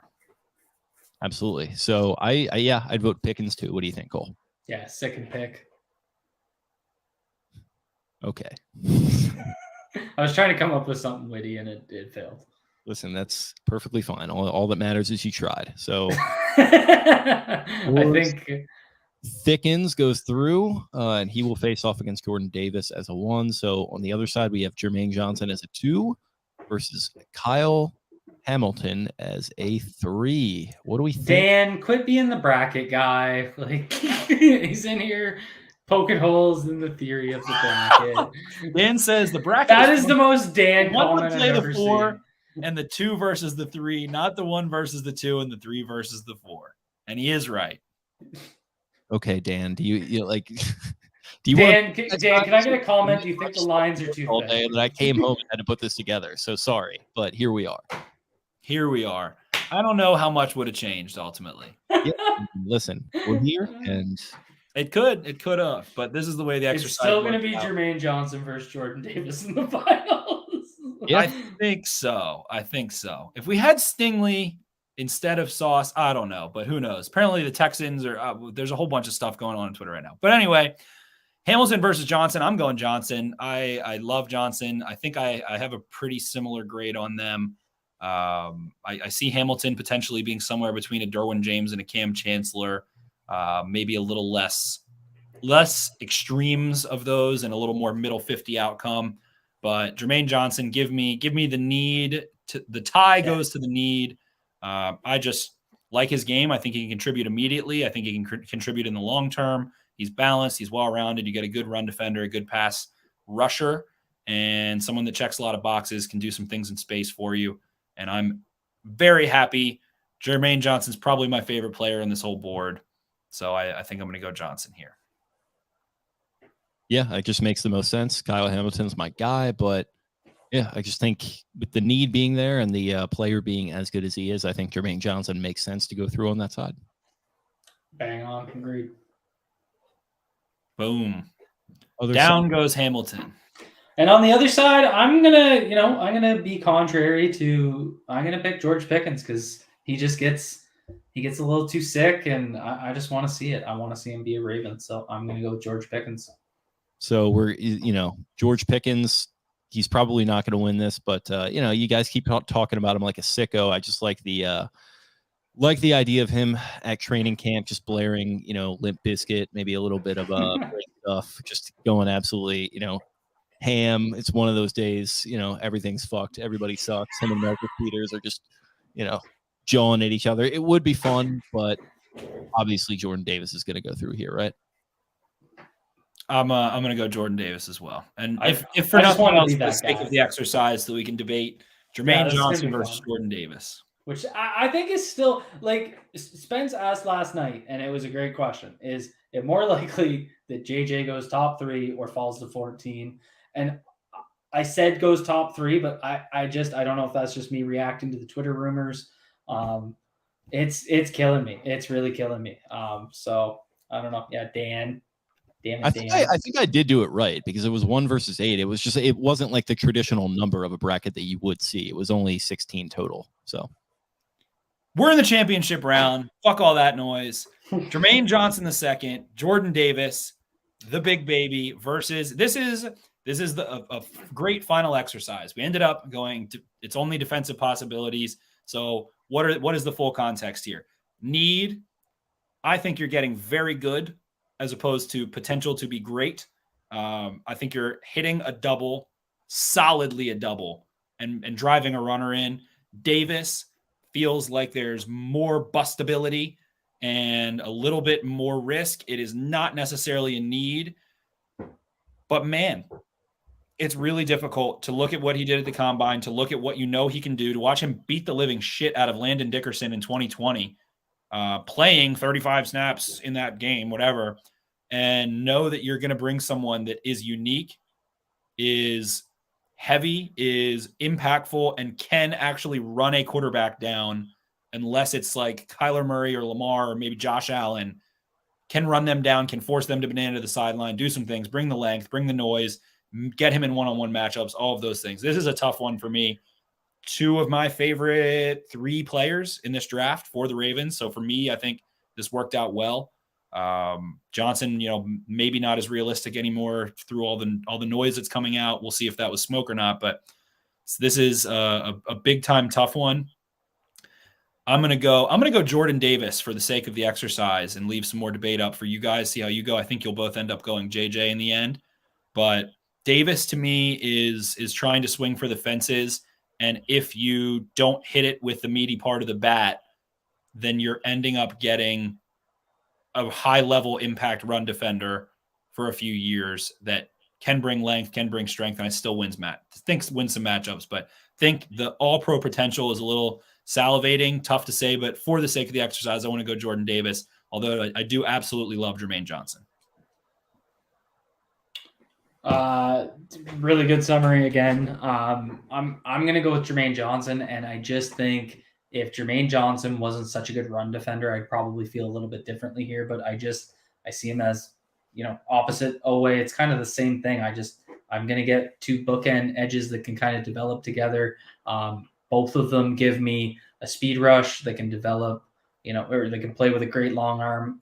Owe needs to develop it, but I think it goes back to what we said earlier with the idea of jabs and hooks. I think Jermaine Johnson he has all of the traits to develop into a complete pass rusher, in addition to being a violent edge setter. I just see the complete package as an edge player. And it's, hate to say it, Jake's probably going to say it, but I think the positional value is of some sort of relevance in this case, though I do think Jordan Davis having that freakish alien pass rush ability is something you need to actually think about. I don't see him as just a one tech.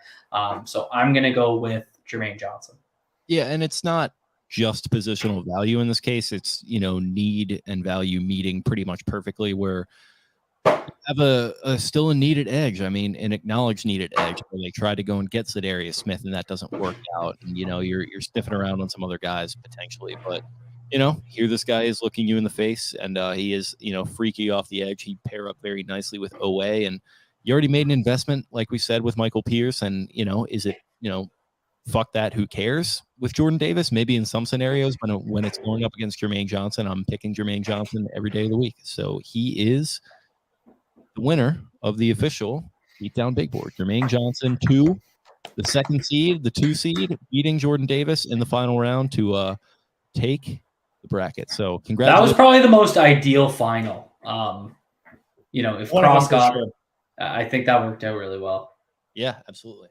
Definitely. I think that this worked again, and that the Goldilocks prospect is indeed Jermaine Johnson, of need, of early contribution, of being a solid player throughout the next couple of years.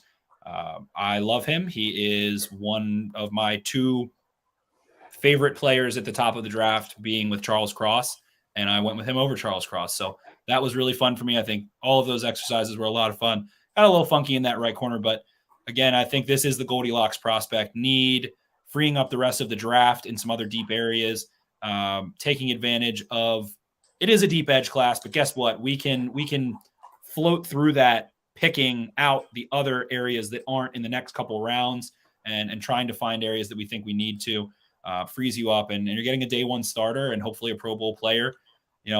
Judon, I think, is not a dissimilar player from Jermaine Johnson. I think Jermaine Johnson's got a little more tools in the toolbox as a pass rusher, coming out of college for sure. But I think that kind of production is a very probable outcome for him, being a 50-plus pressure, 8 to 11-ish sack kind of guy that is a good run defender, can pursue in space. So I think what would he look like in the Ravens defense? Kind of a little similar to Judon. I don't think they're the same player by any means, but what we've seen, if Matt McDonald ends up being pretty similar to Wink in a lot of ways, I think that's kind of what we're looking at with Johnson pretty quickly. Also, Judon was an older prospect. Johnson's 23, prodigious length, great run defender, balanced game, Goldilocks. I think this exercise worked again, even though it was a little more messy at 14 this year. But I'm pumped with this one. I'm very curious to see how the audience decides, as they nailed it last year. So very curious to see. Yeah, it's much less of an obvious exercise, weirdly, because I feel like 14, you just have a lot more possibilities open, at least as far as like really good players go. So I think that's a big part of it. I think another part of it is this draft is kind of weird and unpredictable, and there's not a lot of good quarterbacks. So that kind of throws wrenches into just who is going to be falling down the board to them. So going to be some options there, going to be some good ones. But yeah, I mean, there's a handful of guys that we really like, and Jermaine Johnson was certainly one of them. So him winning The big board is no surprise for our purposes. We'll see what happens as far as the fan goes. Be sure to keep an eye out for the fan bracket that we're going to be tweeting out tomorrow at Podcast Beatdown. It's going to be the same bracket, but you guys are just going to get to vote on in your own way. And so there's going to be obviously a little bit of a Twitter competition going down, and we'll see what you guys decide as far as your favorites. And like we said, y'all nailed it with Rashad Bateman last year. I think we had him in our final last year, and ultimately we picked Joe Tryon. Yeah, we had Tryon versus Bateman, and we decided to go with Tryon kind of at the very last minute there. I think in a little bit of an upset. We've been saying, we kind of were on the right track there with them picking Owe and Tryon going a couple picks later. But yeah, ultimately, I think it was a great exercise last year. I think it was a lot of fun this year for us, and hopefully you guys enjoyed it as well. I have to say that we did do Jordan Davis versus Trevor Penning at 14. If the board plays out that way and Davis is on the board, a lot of those guys are not.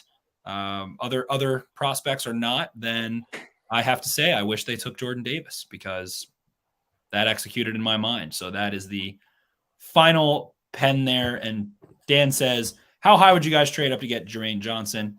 I think 11. Yeah, 11's the nice spot for me. You know, I seriously think he's just that complete guy that they need. And I like, you kind of saw McDonald and the way he used to kind of bookend rushers. Like it just makes so much sense. It allows you to do so much more on the inside. So you can high-low with those rushers. Then you factor in taking some pressure off of Bowser, entering him into the mix when he is more towards healthy. A lot of fun. And I do think Jermaine Johnson is the Goldilocks for the Ravens in the first round here. Hopefully Thibodeau, well, whatever. Thibodeau's not making it to 14, or else he would have been on the board. So hopefully 4 edge rushers, maybe Karloftis sneaks ahead of him. Who the heck knows? But I think one of the best fits in the NFL for Jermaine Johnson would be in Baltimore. I think a lot of people would agree. But Cole, thank you so much for joining us on this very long voyage on draft week. Tire you out. Go get some sleep. Go get some animal crackers with icing on them like you like. You look so beat down. I'm just so tired. No, it's been fun, boys. This is we've spent 4 hours together in the last 2 days, and it's been a blast. So I appreciate you guys, and thanks for having me on. As much as I look run down, that's because I have a very small child that likes to yell things at me that I have to do for her until she yells more. So it's not that different than your experience with us. So that's facts. All right, boys. Thanks so much. Thanks everyone in the chat. Peace out. Peace out. Where can the people find you and your work? Where we get you guys watching football on the YouTube at Cole Jackson FB on Twitter. If you guys want to debate Trevor Penning or George Karloftis, apparently I am representing them for all legal matters this week. So always looking to cut it up over there. But yeah, 2 guys watching football on YouTube. If you guys want to go watch a fun show, last night, Spenny and Jake joined me for a live mock 4 rounds with 31 other real GMs, and it was a lot of fun. So go check that out. And who did I name drop there? Beatdown. You said Cole looks beat down. Oh, yeah. Yeah. I didn't even catch that. Did you guys notice that I spelt the podcast name wrong in the title last night? I had Beatdown Podcast, and someone was like, that's absolutely not what the podcast or what their Twitter is. Well, you probably wanted to avoid us getting followers because, we're in such heated competition with each other. It's we're in each other's space, even though we hang out every night.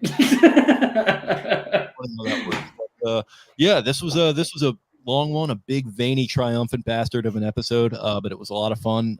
Hour and 53 we're running on close to, so I'm going to get this piece of shit edited and then go watch We Own This City tonight, which everyone should be tuning into. It's going to be great on HBO. Check that out. Feel free to follow us on Twitter at Podcast Beatdown. Keep an eye out for the fan poll that we're going to be starting up tomorrow. I'll see how I handle that. I think we'll probably do it over the course of one day, but keep an eye out for that. Like I said, follow me on Twitter at Jake Luke, Louque is how you spell that. You can follow Spen at Ravens4Dummies. That's the number 4 in the middle. Thanks as always for listening, guys. Ton of fun with the big board yet again this year, and looking forward to an even more fun one next year. Until next time, arrivederci. Where is the wise man? Where is the scholar?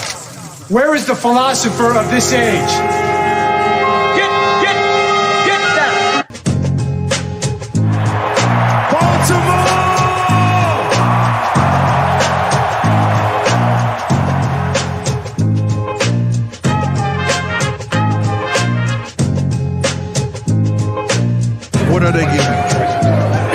everything out of me. They gonna get a Super Bowl out of me.